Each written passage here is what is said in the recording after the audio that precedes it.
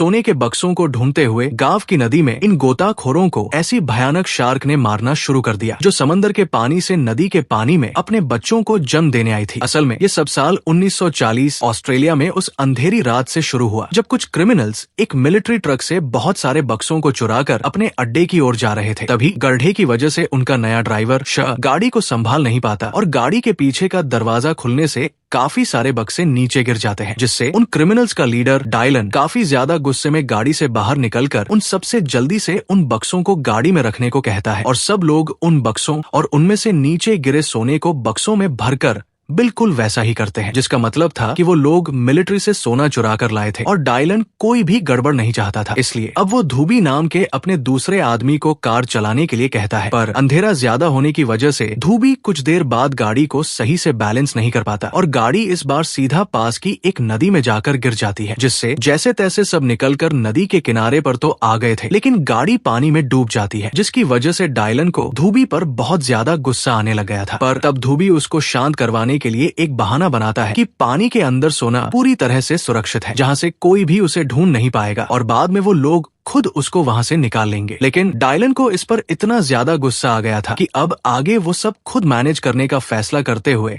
अपने साथी जनूस को धूबी को मारने का इशारा करता है, जिसके तुरंत बाद ही जनूस ने धूबी की गर्दन पर स्टैब कर दिया था और डायलन ने उसको लात मारकर पानी में गिरा दिया। तब ये सब देखकर काफी ज्यादा डर चुका था, लेकिन वो कुछ भी ना कहकर चुपचाप डायलन के साथ ही जाने लग गया था और डायलन ने फैसला किया था कि वो पानी के अंदर से बक्सों को निकालने के लिए प्रोफेशनल डाइवर्स की मदद लेंगे। अब वो लोग वहाँ से निकल तो गए थे, लेकिन उन्होंने ध्यान नहीं दिया था कि धूबी की बॉडी को अचानक किसी ने पानी के अंदर खींच लिया था। अब इसके अगले दिन पास के एक गांव में क्लारा नाम की एक औरत अपने साथी जमी की उसके एक ड्राइविंग मिशन में मदद करती है और बाद में वह दोनों वापस से अपने काम करने वाली जगह पर आ जाते हैं, जहां काम में मंदी की वजह से उनका बॉस अर्नी काफी ज्यादा परेशान था, जिसके कारण देर तक दारू पीने की वजह से वो अभी भी सो रहा था। ये जानकर क्लारा पानी की एक बाल्टी ले जाकर सीधा उसके ऊपर डालकर उसको जगा देती है और वो लोग बिल्कुल दोस्तों जैसे थे, इसलिए क्लारा उसको समझाती है कि जल्दी ही फिर से सब ठीक हो जाएगा और वो लोग फिर से नई बोट लेकर अपने काम को पहले की तरह जोरों शोरों से शुरू करेंगे। लेकिन अर्नी काफी ज्यादा परेशान था क्योंकि बोट ना होने की वजह से गांव के ब्रिज कंस्ट्रक्शन वाला प्रोजेक्ट भी उसके हाथ से छूट रहा था और अभी उसके पास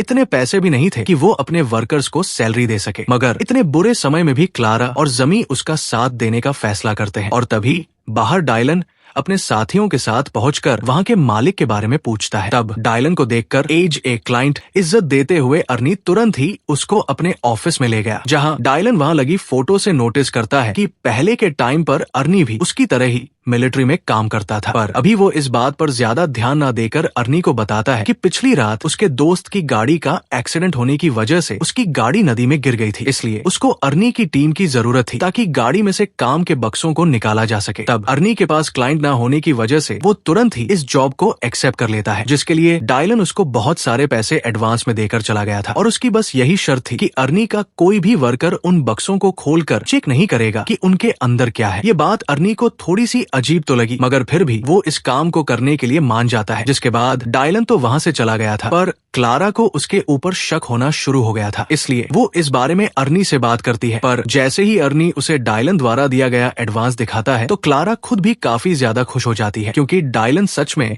उन्हें बहुत सारे पैसे देकर गया था, जिससे वो बड़े आराम से एक नई बोट लेने के बाद अपने टूटे फूटे इक्विपमेंट्स को भी सही करवा सकते थे और उसके बाद भी उनके पास पैसे बच जाते। यही सब सोचते हुए तैयारी करने के बाद तुरंत ही अर्नी क्लारा और जमी के साथ उस जगह की ओर जाने लगा जहां पर उनको डायलन ने बुलाया था, लेकिन उन्हें देखकर डायलन उन पर गुस्सा करने लगता है क्योंकि वो बस 2 जने थे, जिस पर अर्नी उसको बताता है कि क्लारा और जमी उस एरिया के सबसे अच्छे गोताखोर थे। जमी बचपन से ही अपना ज्यादातर समय पानी में बिताया करता था और क्लारा भी पहले ऑस्ट्रेलियन आर्मी में थी, इसलिए डायलन उन्हें उनका काम करने देता है। तब अर्नी सबसे पहले जमी और क्लारा को डाइविंग सूट पहनने में मदद करता है और वो लोग बाकी के इक्विपमेंट्स को सेट करने लगते हैं। वहीं जब जूस डायलन से बात करता है तो डायलन उसको काम खत्म होने के बाद क्लारा, अर्नी और जमी को जान से मारने का आर्डर दे देता है, लेकिन इस बात से अनजान क्लारा और जमी अंदर जाकर गाड़ी को ढूंढने की कोशिश करने लग गए थे और अर्नी ऊपर रहकर ऑक्सीजन सप्लाई और सेफ्टी रोप्स को संभाल रहा था। वहीं क्लारा और जमी जब आगे बढ़ रहे होते हैं तभी जमी को उनके आसपास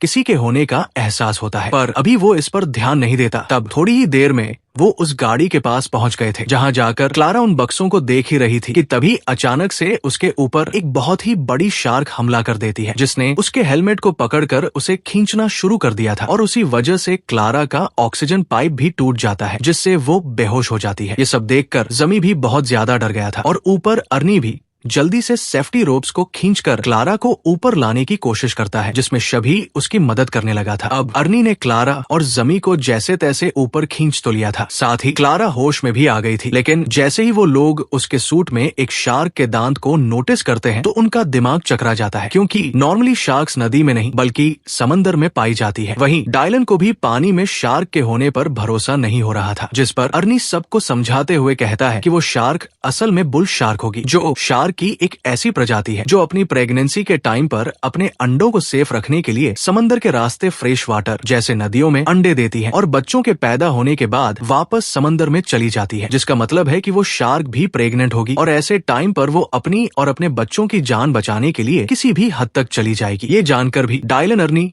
और उसकी टीम को उल्टा सीधा बोलने लग गया था, क्योंकि उसको किसी भी हाल में वो बक्से चाहिए थे, जिसके लिए अब वो एक मछुआरे की मदद लेने का फैसला करता है ताकि वो मछुआरा शार्क को पकड़ ले और उन बक्सों को बाहर निकाला जा सके, जिसके पैसे वो अर्नी के पैसों में से ही काटने वाला था। यही सब बताकर वो वहाँ से मछुआरे को ढूंढने चला जाता है, जो उसको मिल भी गया था। और अगले दिन बॉबी नाम का वो मछुआरा उनकी मदद करने के लिए नदी के पास अपनी बोट लेकर पहुंच जाता है, जहाँ डायलन ने उसको लालच भी दिया कि अगर उसने दोपहर तक शार्क को पकड़ लिया तो उसको 50 पाउंड एक्स्ट्रा मिलेंगे। और ये सुनते ही खुश होकर बॉबी शाह और जमी को अपने साथ नदी के बीच ले जाता है ताकि शार्क के कांटे में फंसने पर वो शार्क को खींचने में उसकी मदद कर सके। अब पानी के बीच जाकर बॉबी ने चारों ओर मछलियों का खून फेंक दिया था, जिसके बाद वो फिशिंग रोड को पानी में डाल देता है। तब शभी एक राइफल लेकर तैयार था ताकि शार्क को देखते ही वो उसे गोली मारकर खत्म कर सके। अब वो शार्क बॉबी की रोड में फंसती तो है, पर जब जमी और बॉबी उसको खींचने की कोशिश करते हैं तो फिशिंग रोड की रस्सी टूट जाती है, जो देखकर वो वापस से शार्क के उनके पास आने का इंतजार करने लगते हैं। तभी शको थोड़ी दूर शार्क दिखाई देती है, जिसे देखकर बॉबी ने भी शको गोली चलाने को कहा, पर शको राइफल चलानी नहीं आती थी, जो देखकर जमी तुरंत ही उससे राइफल छीनकर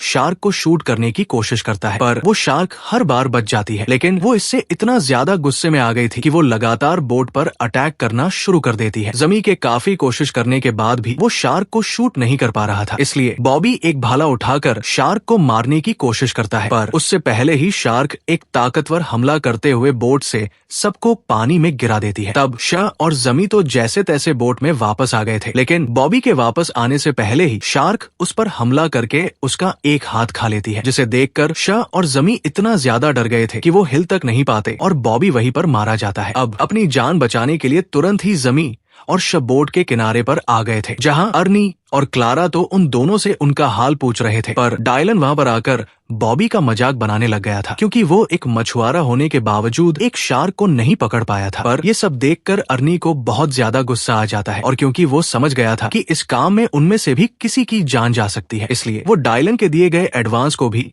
उसके सामने ही जमीन पर फेंक देता है और अपनी टीम के साथ बॉबी की मौत के बारे में बताने के लिए पुलिस स्टेशन की ओर जाने लगता है। लेकिन उन लोगों के वहां से निकलने से पहले ही डायलन और उसके साथियों ने अर्नी, जमी और क्लारा को गन पॉइंट पर ले लिया था। तब डायलन अर्नी को मारता है और अब वो जबरदस्ती उनसे अपना काम करवाना चाहता था। साथ ही उसने ये भी बता दिया था कि बक्सों के अंदर मिलिट्री से चुराया हुआ सोना है, जिसके बारे में जानने के बाद अर्नी तो दंग रह गया था। इसके साथ ही उसको ये बात भी समझ आ गई थी कि ये काम खत्म होने के बाद डायलन और उसके साथी उन्हें जान से मार देंगे, मगर अभी कोई और रास्ता न होने की वजह से उन्हें वापस से इस काम को शुरू करना पड़ता है। और अभी वो बक्सों को ऊपर लाने के लिए लकड़ी का एक बड़ा सा बक्सा टाइप बनाते हैं ताकि एक बार में ही ज्यादा से ज्यादा बक्सों को ऊपर लाया जा सके। उस समय जमी अपनी लोकल लैंग्वेज में अर्नी से बात करने की कोशिश करता है, पर जानूस उस पर गन पॉइंट करके उसको ऐसा करने से रोक देता है। खैर, अब बड़े बक्से के बनने के बाद अर्नी ने फैसला किया कि वो क्लारा की जान को खतरे में नहीं डालेगा, इसलिए वो खुद जमी के साथ इस बार पानी में जाने वाला था, जिसके लिए क्लारा उसको मना भी करती है। लेकिन अर्नी अपनी बात पर अड़ा रहता है। तब क्लारा भी एक प्लान तैयार करके नदी के दूसरी ओर रस्सी में कुछ मांस के टुकड़े बांधकर डालती है, जिसे जानूस बैठकर चेक करने लग गया था। और थोड़ी देर बाद जैसे ही शार्क वहां पर पहुंचकर उस मांस के टुकड़े को खींचती है, वैसे ही जानूस सबको इस बारे में बता देता है, जिससे तुरंत ही अर्नी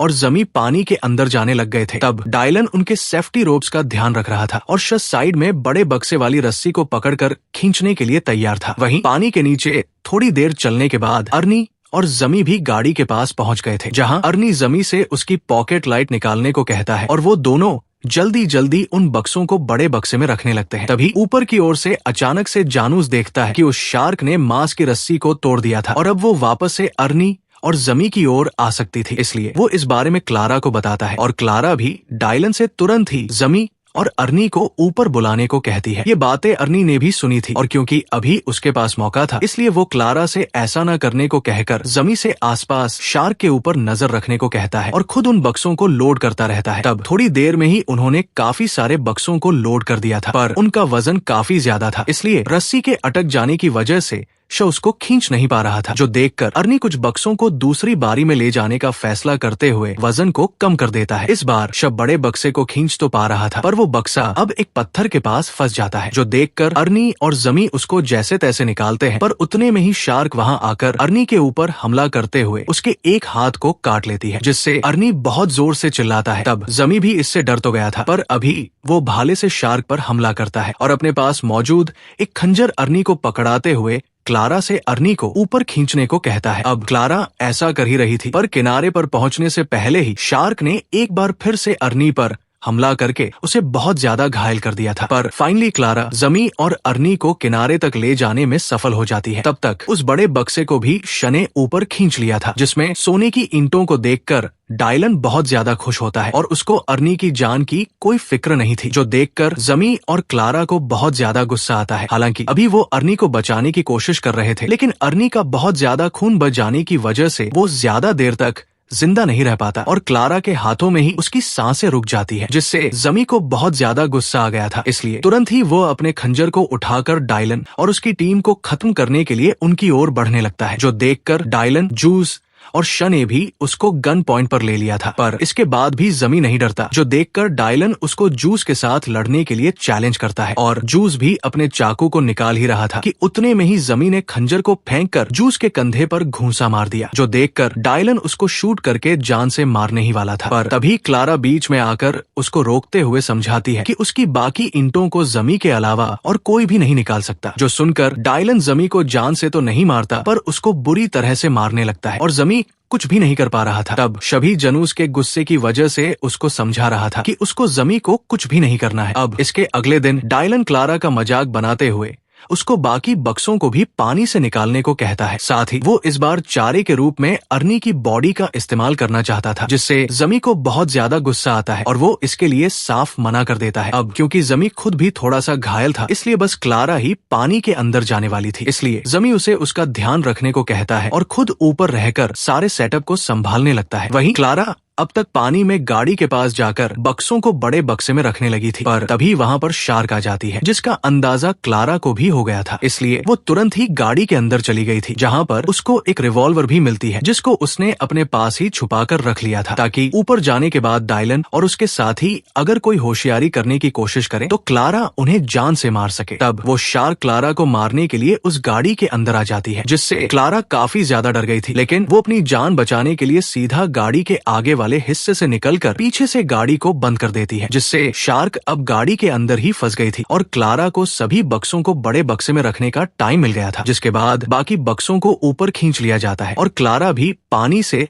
सेफली बाहर आ गई थी। उस समय डायलन अपने सोने को देखने में बिजी होता है, जिसका फायदा उठाकर क्लारा अपने पास मौजूद बंदूक के बारे में जमी को बताती है, जिससे जमी भी समझ गया था कि क्लारा अर्नी की मौत का बदला लेना चाहती है, पर अभी के लिए क्लारा ने उस गन को वापस से छुपा लिया था। वहीं डायलन जूस के साथ मिलकर प्लान बनाता है कि वो भागने का नाम लेकर क्लारा और जमी को अर्नी की डेड बॉडी के साथ पानी में भेजेंगे, जहाँ वो शार्क अपने आप ही उन दोनों को जान से मार देगी। अब डायलन ऐसा करने भी वाला था, पर तभी वहाँ पर एक पुलिस ऑफिसर ने आकर सबको गन पॉइंट पर ले लिया था, जिसको देखकर क्लारा और जमी उसको समझाने की कोशिश करते हैं कि डायलन और उसके साथी जबरदस्ती उनसे काम करवा रहे हैं, पर वो पुलिस ऑफिसर अभी किसी की भी बात को नहीं सुन रहा था और उसका थोड़ा सा ध्यान हटते ही श अपनी गन से उसके कंधे पर शूट कर देता है। तब जूस भी पुलिस को शूट करने ही वाला था, पर जमी ने उसको पकड़ लिया। इसलिए पुलिस वाले को मौका मिलने पर वो श के सर पर गोली मारकर उसको खत्म कर देता है। मगर इससे डायलन को भी गुस्सा आ गया था और उसने पुलिस वाले को काफी बार शूट करके खत्म कर दिया था, जो देखकर क्लारा तुरंत ही अपने पास मौजूद रिवॉल्वर से डायलन की गन पर शूट करके बंदूक गिरा देती है। पर डायलन अपनी जान बचाने के लिए अपनी कार के पास जाकर छुप जाता है और उसमें मौजूद शॉटगन्स को निकाल लेता है। वहीं अब तक जूस भी जमी से छूटकर